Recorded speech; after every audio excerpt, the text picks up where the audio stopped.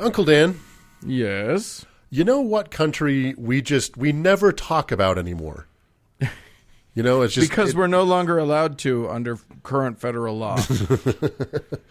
You know that big old country on the other side of the world called Russia? You've heard of it. I've never seen it, but you have. I have seen it, you? and I don't know how you say "go big" or "go home" in Russian, but I think that is the Russian motto. I think that's what Vladimir Putin means, is go big. Yeah. So for a guy who's 5'2", it's kind of right. It's an aspirational name. So, well, let's talk about Russia a little bit, shall we, fellas? Is he really only 5'2"? He's a very petite man, and he wears some very complicated lifts because it doesn't feel terribly secure about it. But that, you know, we can't relate to that in any way with any leaders we might know. No. So, you know, the three of us guys, we've all been to cathedrals, right? Mm. And we've seen some a few, one or two, damned impressive structures around Europe and South America, etc. For me, I'm as much a lover of history and architecture as I am an atheist. So I feel just a little conflict strolling around these magnificent monuments to bad ideas and ginormous expenditures of wealth and manpower in societies that might have done much better to expend those resources elsewhere. You know, right. Massive church buildings stuffed with gold and silver bought with the blood and enslavement of tens of millions of indigenous Americans and Africans.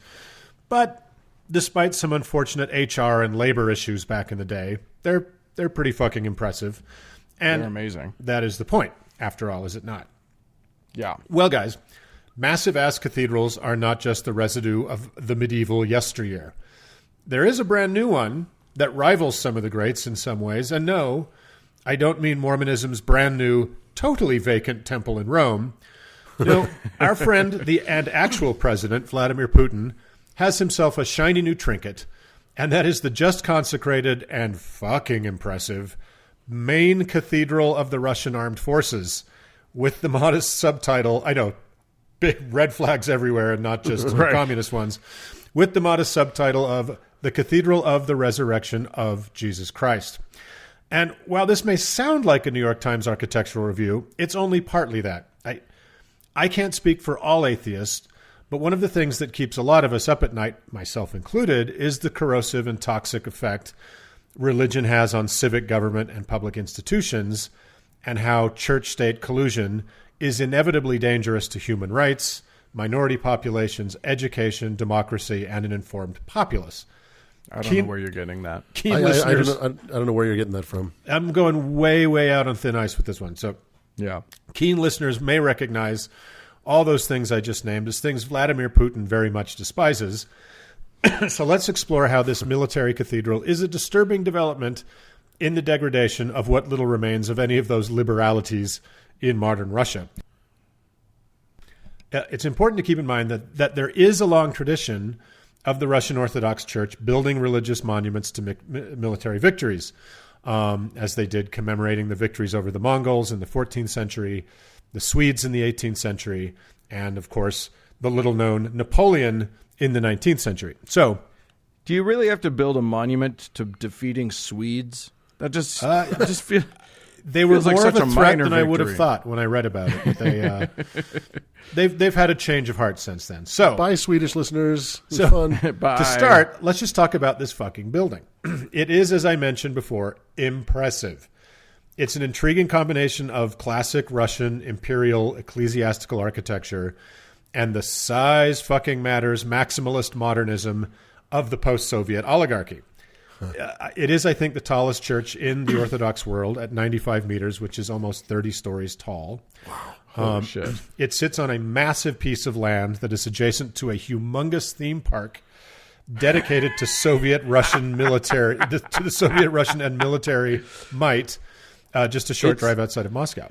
It's weird. It's like Anaheim, where there's two theme parks really close to each other. This one you can get baptized at. Yeah. The huge exterior is... The log flume ride is really interesting. They just baptize you all. They could do that too. The huge exterior is a deep red brick. More about those bricks in just a tick.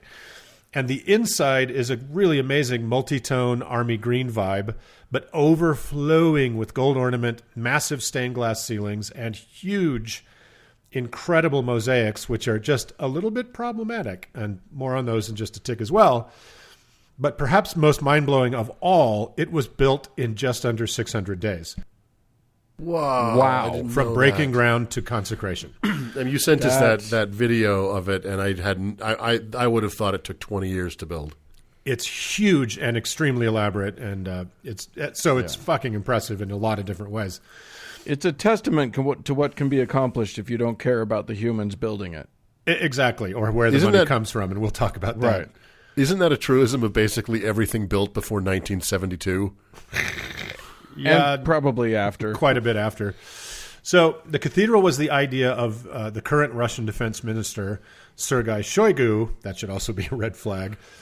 Probably with a nudge from Putin, who demanded that every square meter of the building be dripping with meaning and symbolism. And so it is. The towers that hold hold up the golden onion domes are 19.45 meters wide, commemorating the year the Second World War ended, or as the Russians call it, the Great Patriotic War. The height of the belfry is 75 meters, commemorating 75 years since the end of the war. The cathedral was originally meant to be consecrated on May 9th, the day Germany surrendered to the Soviets, but COVID-19 delayed it until this week. And at the height of its lowest dome is 14.18 meters, commemorating the number of days the USSR fought Nazi Germany, 1,480 days. Wow. Huh. So, despite being an ethical nightmare, this cathedral is baller. It looks like the Iraqian temple where Paul Atreides is going to kill Feyd-Rautha in the new Dune movie. This place is so fucking metal.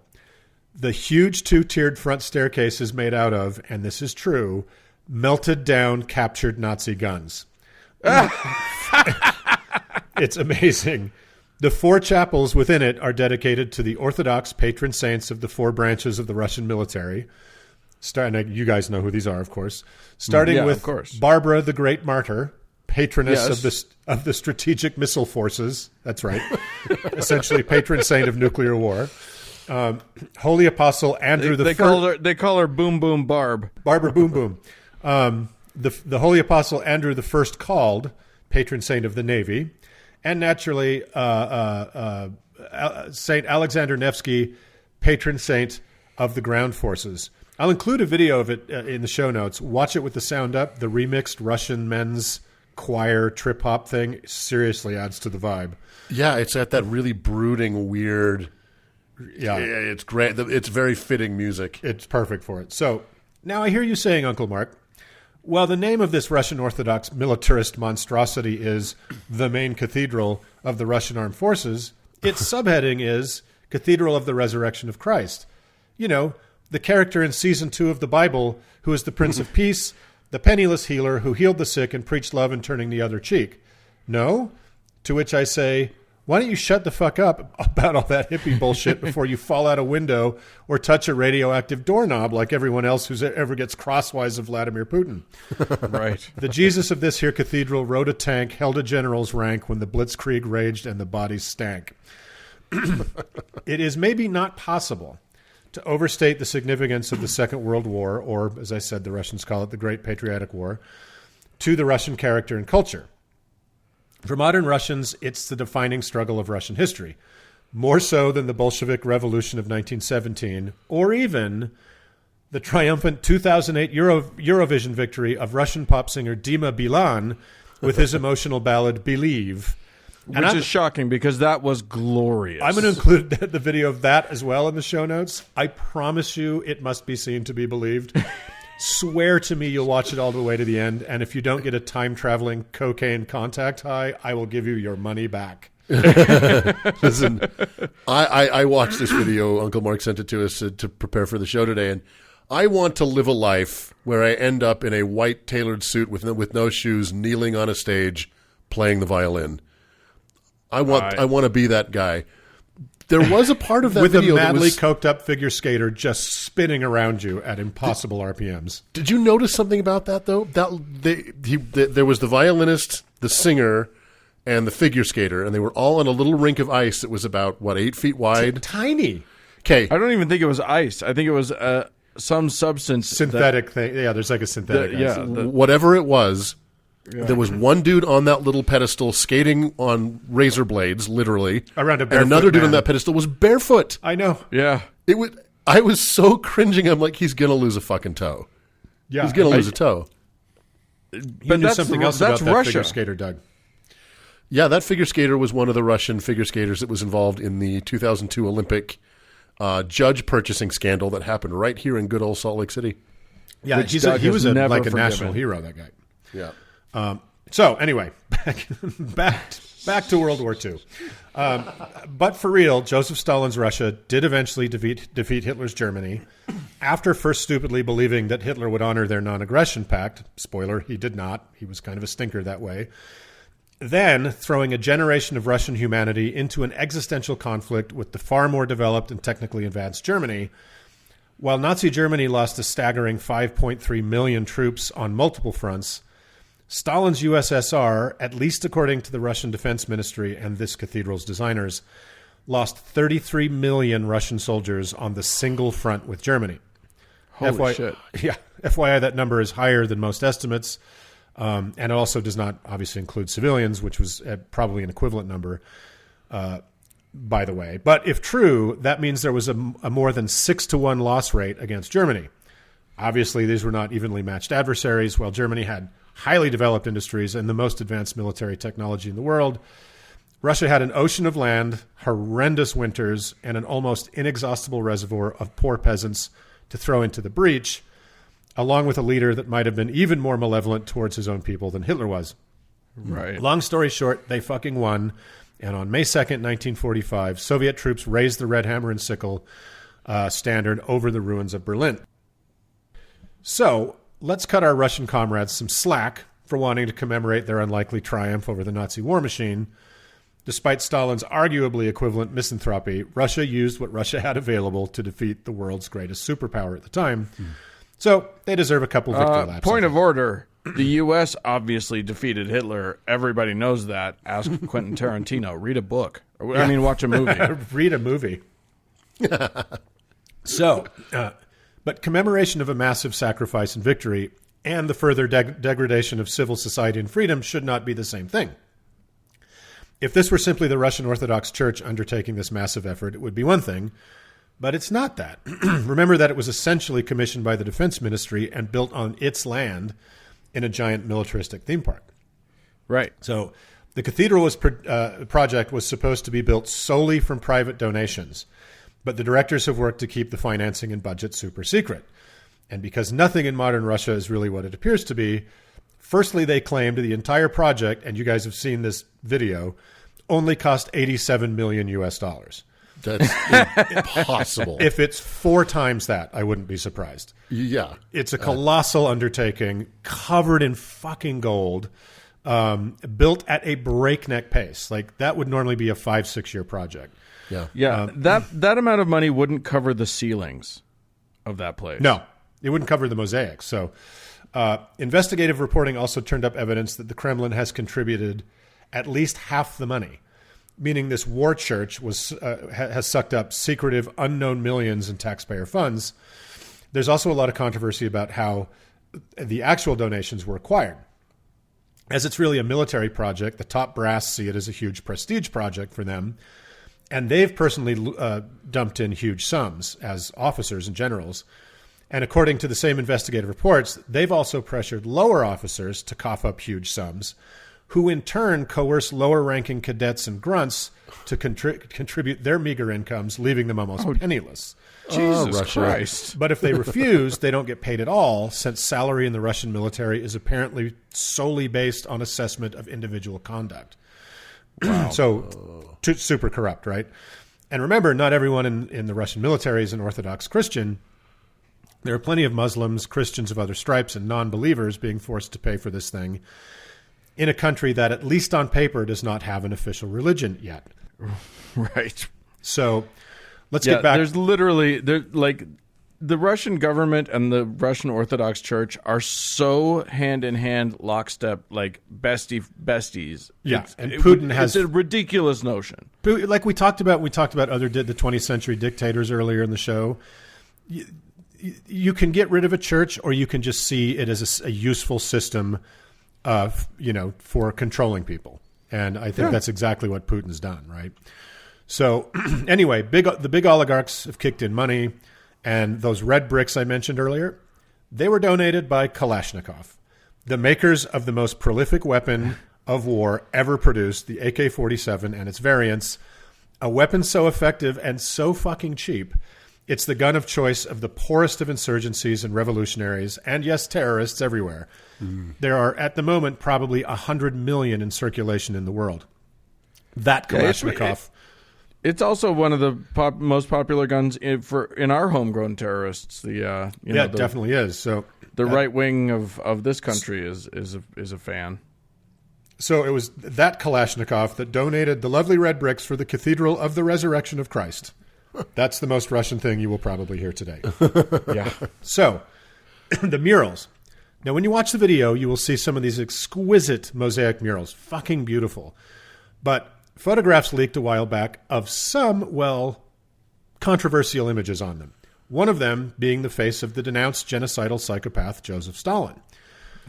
In the mural, his face is on a banner carried by soldiers celebrating the end of World War II. So his direct body is, his actual image is arguably not in it. So the directors of the project explained him away as part of the actual history of the war. And he's hard to separate from it, obviously. So, okay, sure. But then there was a panel showing the current and likely forever president, Vladimir Putin, and his living defense minister, Sergei Shoigu, and the current head of the secret police, and even Russia's current puppet in Crimea. More on that in a second. Wow. Oh, my gosh. Okay, that's weird, but it's not unusual for leaders of post-Soviet kleptocracies to build monuments to themselves. See Turkmenistan and Turkmenbashi for one classic example. Right. But even long-suffering Russians found the mural in just too much bad taste, and the press was really bad. And reportedly, at the direction of Putin himself, the mural was removed. His spokesman said, when he was told about this, Putin smiled and said, someday our thankful descendants will appreciate our merits, but it is too early to do so now. Spooky. Did he say that while looking out over his kingdom with a glass of brandy? I feel like he barbecue. I feel like he was somehow communicating telepathically directly to his descendants. Yeah.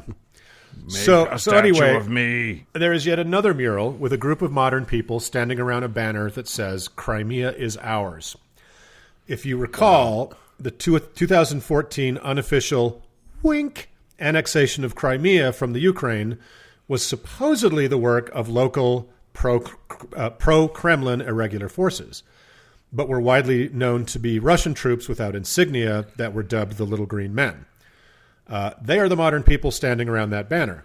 So Russia, already a very bad actor on the international stage, became something more of a pariah state after the Crimean invasion, getting heavily sanctioned, kicked out of the G7, etc., etc. But here they are, admitting to The Hague, essentially, in the form of a mosaic mural, yeah, it was us, fuck you.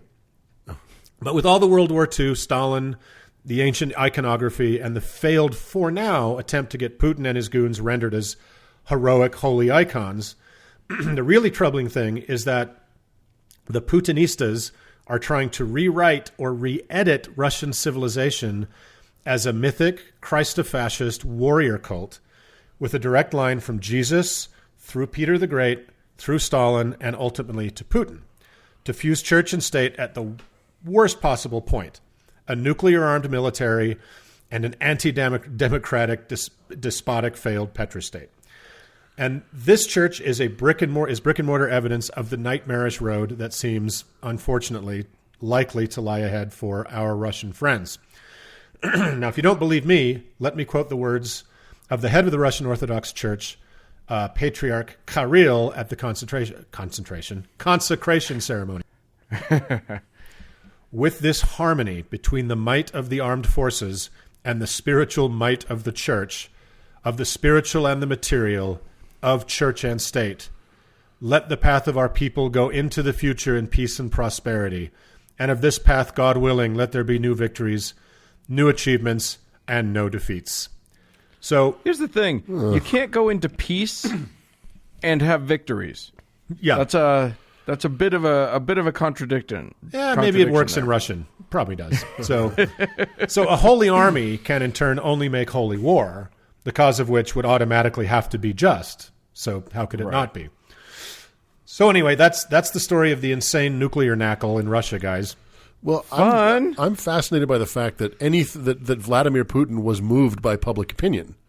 Yeah, You know what I mean? Like, it must have been so. I don't know. That seems crazy to me. He's such an oligarch. This is a really big move, I think, and he's smart enough that I think he knows it needs to be handled carefully. Right. That they're just kind of recreating Russia as an entirely new being, like a phoenix. Yeah. And so, just to finish, like so many things Russian, and I say this as a person who's been there, it's kind of amazing and kind of frightening at the same time. Yeah. And if I go back, and I'd love to go back, I am for sure going to this place and walk. Is it open to the public? Yeah. It's part of this park. You can totally go, and it's also got this amazing museum complex attached to it, where there's these super interactive exhibit, and it's big of different battles and stuff. So it's very much a public place. So anyway.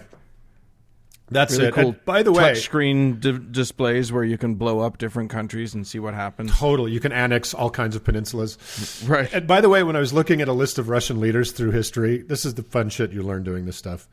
Yeah. Peter the Great and Ivan the Terrible sound like major dudes, but why do we never hear of Vasily the Dark, or Vasily the Squint, or false Dmitri the First? Where's their war cathedral? I also learned of the bald Harry ironic joke in Russian politics. It's a real thing. And it's really funny. Since Tsar Nicholas I, all the way through Vladimir Putin, Russian leaders have alternated between bald and hairy. Hairy guy replaces funny. bald guy replaces hairy guy. There's a whole chart. It's silly, but Russians have to dig pretty deep for comedy, I think. Oh my God! Yeah. Well, there you go. Well, The more you know. What did Russians? Vladimir Putin's been president of that country for 20 years, and is clearly doing very bad things. But at least they get a cathedral out of it. He's ruining our country, and what do we fucking get? Yeah, exactly. he's been president. He has been in charge since 1999. Yeah. Yeah, Yikes. and he's trying to get the Duma to rewrite the Constitution so he can be president for the rest of his life. So, they haven't already done that. I mean, how? Yeah, in all but typed words. So, look out for that. fun. Well, that's comforting. There you go, War Church. Yay, What can War go wrong? Church. Moving on. Moving on.